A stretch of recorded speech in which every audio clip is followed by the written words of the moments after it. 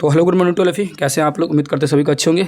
जैसा कि आप सभी को पता है कि हम लोग 8 क्लास के आधुनिक भारत का जो इतिहास का किताब जो चल रहा है, तो उसमें बिहार बोर्ड का पहला अध्याय हम लोग अपलोड कर चुके हैं लोग पहले ही। ठीक है, ये है एनसीईआरटी का। ठीक है, इसका भी पहला अध्याय हम लोग इसको भी अपलोड कर देंगे लोग अगले अध्याय से, अगले वीडियो से। उसमें एनसीईआरटी और प्लस एससीईआरटी दोनों एक साथ वीडियो अपलोड होगा, यानी कि दूसरे अध्याय से एक ही वीडियो में दोनों का पीडीएफ रहेगा। इससे क्या होगा, सामने आप लोग को दिख जाएगा कि एनसीईआरटी में क्या कंटेंट दिया हुआ है और बिहार बोर्ड में क्या दिया हुआ है, क्यों दोनों जरूरी है पढ़ना, ये सारी चीज़ें क्लियर हो जाएगा और एक भी टॉपिक नहीं छूटेगा। उसके साथ साथ एमसीक्यू क्वेश्चन जो है वो नाइट में जो चल रहा है वो सीरीज चलते रहेगा कंटिन्यू। ठीक है, तो हम लोग का उम्मीद है कि 10 मई से पहले पूरे सिलेबस को है ना कंप्लीट करा दूंगा। ठीक है, चाहे ज्योग्राफी का हो चाहे हिस्ट्री का, उसके बाद अदर सब्जेक्ट में भी भिड़ा जाएगा।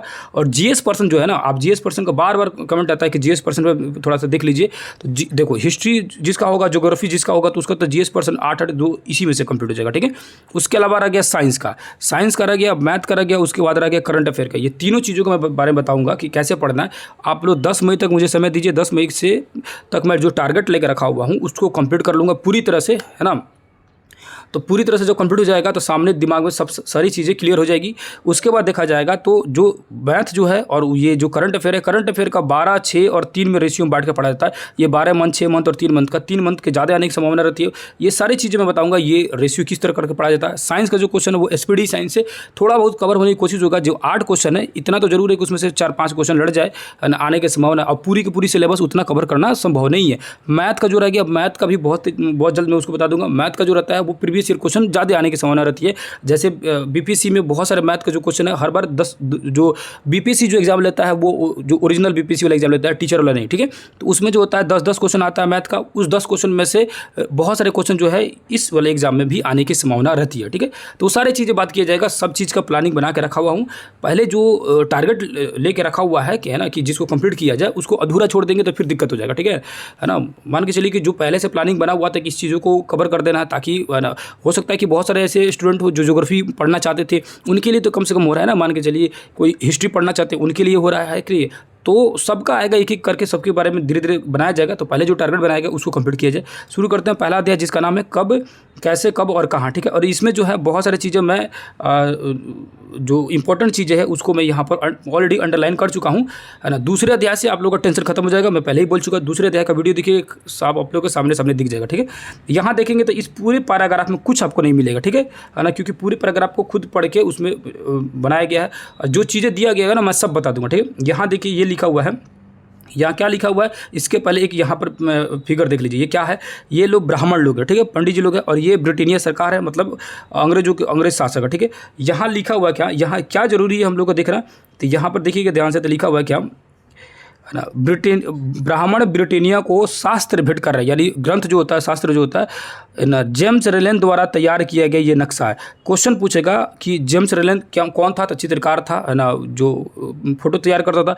अब यहाँ देखो क्या, यहीं से क्वेश्चन बचेगा। रॉबर्ट क्लाइव ने रेलन को हिंदुस्तान के नक्शे तैयार करने के लिए काम सौंपा था। अब क्वेश्चन दे दे कि रॉबर्ट क्लाइव ने किसको हिंदुस्तान के नक्शे तैयार करने के लिए काम सौंपा था, तो किसको दिया था भैया, रेनेल को। और जो ये बीपीसी जो है ना, इतना मतलब चालू हो गया है, बगल से ही क्वेश्चन में दे दे रहा है कि नहीं है।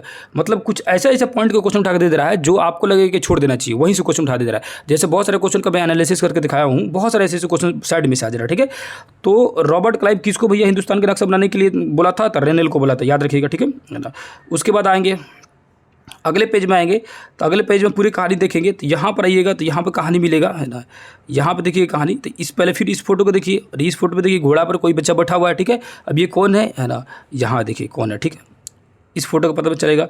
यहाँ लिखा 1922 में लिप्टन चाय का तैयार किया गया वह यह विज्ञापन इस बात की ओर संकेत करता है कि दुनिया भर में शाही लोग यही चाय पीते हैं। मतलब क्या था, इस जो फिगर बना हुआ ना, इस पर देखिए किसका फोटो, ब्रिटेन की रानी विक्टोरिया का तीसरा बेटा राजकुमार आर्थर घोड़े पर बैठा हुआ है। राजकुमार आर्थर को ड्यूक ऑफ, रुक जाइए नहीं दिखेगा आपको, यहाँ पर आइए, ड्यूक ऑफ कनाट की पदवी दी गई थी। अब ये देखिए, इसे 3-4 क्वेश्चन बन गया। पहला बात कि लिप्टन चाय जो है ना अपना प्रचार जोरों शोरों से कर रहा था, ठीक है, और अपने एडवर्टाइजमेंट में, मतलब अपने प्रचारों में, अपने विज्ञापन में बड़े बड़े शाही परिवारों का फोटो लगाता था। जैसे कि इस घोड़ा पर ये किनका फोटो है, तो महारानी जो विक्टोरिया है उनका तीसरा बेटा आर्थर का फोटो, ठीक है। तो आर्थर का फोटो इसलिए लगाया गया है ताकि लोग देखें ना तो पता चले, लोगों को लगे कि जो लिप्टन चाय है ना ये बड़े बड़े राजघराने लोग पीते हैं, तो लोग शौक से खरीदेंगे कि राजा सब चाय पीते तो हम पियेंगे चाय। तो लिप्टन एक चाय की कंपनी है, जिस चाय की कंपनी जो ने अपने व्यापार को बढ़ाने के लिए बड़े बड़े शाही परिवारों का उनका फोटो का सहारा लिया और उनके फोटो को, उनका मतलब फोटो का विज्ञापन के रूप में छापना शुरू किया, ठीक है। अब विज्ञापन के रूप में छापा गया था तो ये क्वेश्चन पूछे ना पूछे, है ना, चाहे पूछ भी सकता है कि उस समय के 1922 के समय में कौन सा चाय जो है ज़्यादा प्रचलित था, तो लिप्टन चाय, ठीक है। यहाँ क्वेश्चन ज़्यादा बन सकता है, पूछेगा महारानी विक्टोरिया के तीसरे बेटे का नाम क्या है, एकदम पूछ देगा। और बीपीएससी इतना थेतर है कि इसी टाइप का क्वेश्चन उठा देता है। अब एक बार बीपीएससी शायद 66वीं या 67वीं में क्वेश्चन पूछा हुआ था कि गांधी जी दांडी मार्च में जब गए हुए थे चल के, है ना, तो जब जो साबरमती आश्रम से निकले और पहुंचे दांडी तक वहाँ पहुंचे, तो उस जाने में उनको कितना समय लगा था, मतलब कितना दिन लगा था, ये क्वेश्चन पूछ दिया था, ठीक है, समझे ना। तो उसी टाइप का क्वेश्चन, अजीब अजीब टाइप का कभी क्वेश्चन पूछता है बीपीएससी का, शुरू से इतिहास रहा है इसका, ठीक है। तो यहाँ देखेंगे तो इनके कौन नंबर बेटा थे, तो तीसरे नंबर बेटा थे। और दूसरी बात कि तीसरे नंबर बेटा का नाम क्या था, तो आर्थर नाम था, ठीक है। और राजकुमार आर्थर को ड्यूक ऑफ कनाट कहा जाता था।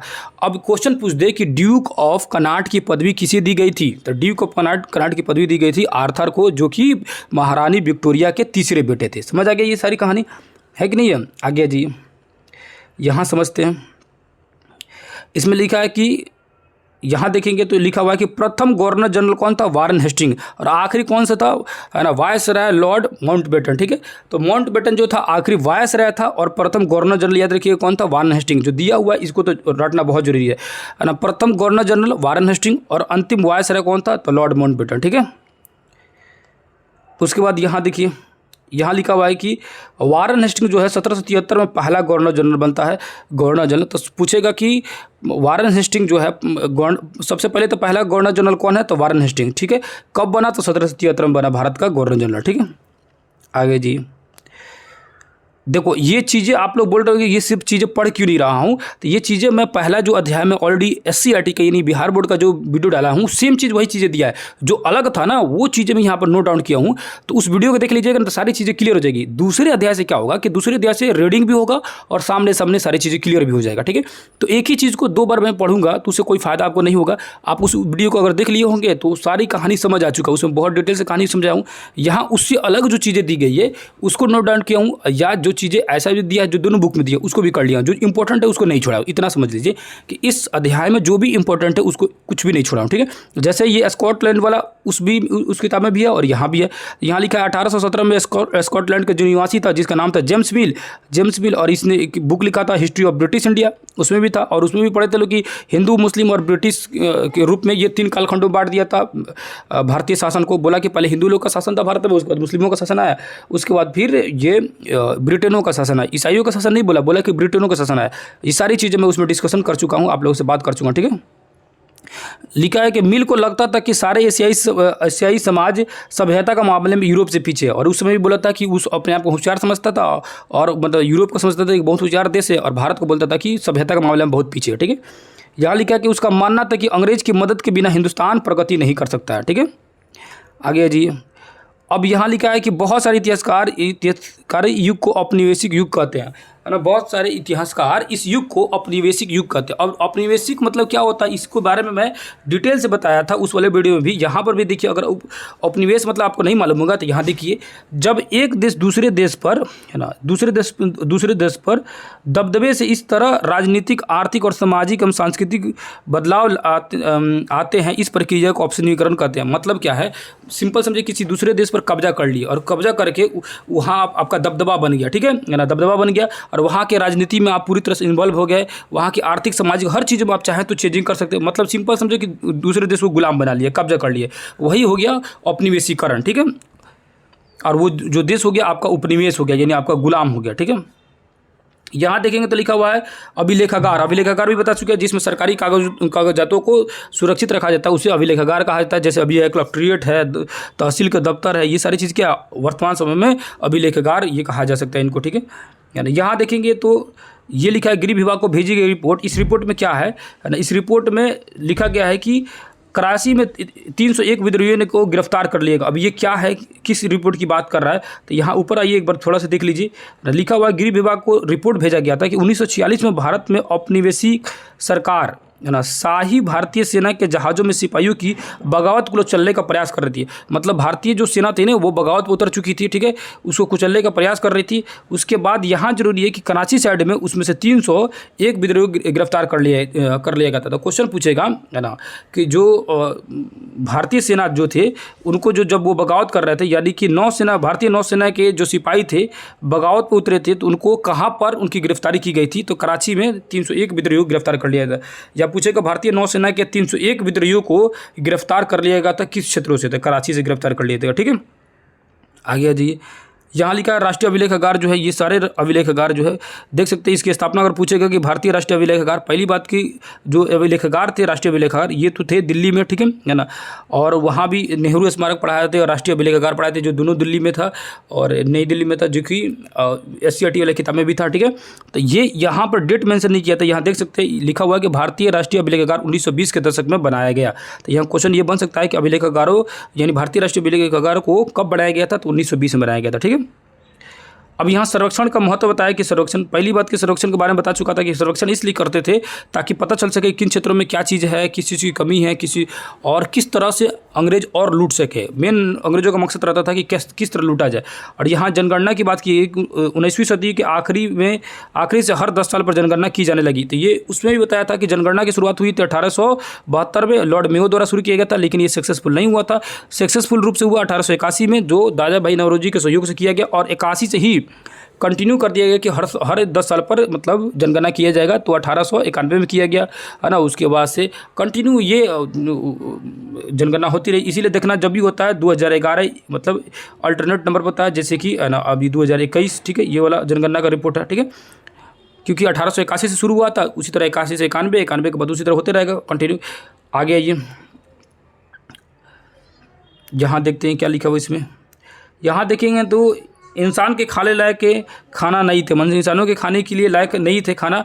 ये क्या है, तो 1946 में पुलिस जो थे ना वो हड़ताल पर उतर गए। 1946 में क्या है, सारे पुलिस हड़ताल पर उतर गए और वो गुस्सा के क्या किए, दिल्ली के 2000 से ज़्यादा पुलिस वालों ने बृहस्पतिवार के सवेरे, देखो दिन भी दिया हुआ है बृहस्पतिवार के, तो पूछेगा 1946 के समय में जो अंग्रेज के साथ जो भारतीय पुलिस थे वो हड़ताल पर क्यों उतर गए, तो उनका वो कहना था 2000 से ज़्यादा पुलिस जो हड़ताल पर उतर गए, और वो दिन था बृहस्पतिवार का दिन है ना, और लोग लाइसेंस वाले बावर्ची थे ना, उनका भोजन था एकदम घटिया किस्म का भोजन था। उनका कहना था कि ये जानवर भी नहीं खा सकता, हम कैसे खाएंगे। ठीक है, समझ आ गया। यहाँ जो डाटा दी हुई ये डाटा कोई इंपॉर्टेंट नहीं है ना। यहाँ लिखा हुआ है 1857 की क्रांति का ये विद्रोह है ना, जैसे कैसे लूट घुसूट करते हैं। ठीक है, आगे आ जाइए। ये हो गया चैप्टर कंप्लीट। ये चैप्टर कोई बड़ा था नहीं है ना, चैप्टर छोटा था, बस इस चैप्टर को इसलिए मैं बताया हूँ। इस चैप्टर में जो चीज़ें दी गई थी थोड़ा बहुत इन्फॉर्मेशन वाला चीज़ था। दूसरा चैप्टर में बहुत ज़्यादा चीज़ें मिलेगी, नया आपको देखने के लिए बहुत ज़बरदस्त है दूसरा चैप्टर।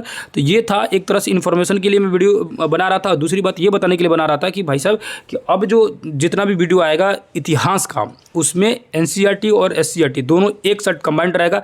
चाहे किसी भी चैप्टर को उठाऊंगा, जैसे अगर 8 क्लास का दूसरे अध्याय का अगर शुरू करूंगा जस्ट इसके बाद वीडियो बनाऊंगा, तो उसमें बिहार बोर्ड और NCERT दोनों एक साथ बनाऊंगा। उससे क्या होगा ना कि आपको क्या होगा कि सामने दिख जाएगा कि दोनों में क्या अंतर है। और अगर इसका PDF आप सभी को लेना होगा तो हमारे टेलीग्राम चैनल से आप जुड़ सकते हैं, जिस टेलीग्राम चैनल का नाम है A बड़ा रखिएगा, उसके बाद बाकी सब छोटा ALAMSIR आलम सर, आप 555 ऐसे कीजिएगा तो आ जाएगा। ठीक है, तो आलम सर 555 डालिएगा, या इसका लिंक मैं कोशिश करूँगा कि कमेंट बॉक्स या डिस्क्रिप्शन में डाल देने के लिए, तो आप वहाँ से चाहें तो हमारे टेलीग्राम चैनल से जुड़ सकते हैं। और किसी भी तरह का PDF वगैरह होगा तो आप बेधड़क वहाँ से हमसे PDF ले सकते हैं। ठीक है, तो यहीं पर करते हैं वीडियो का एंड, फिर किसी दूसरे क्लास में मिलेंगे। तब तक के लिए धन्यवाद, नमस्कार, अस्सलाम वालेकुम, जय हिंद, जय भारत।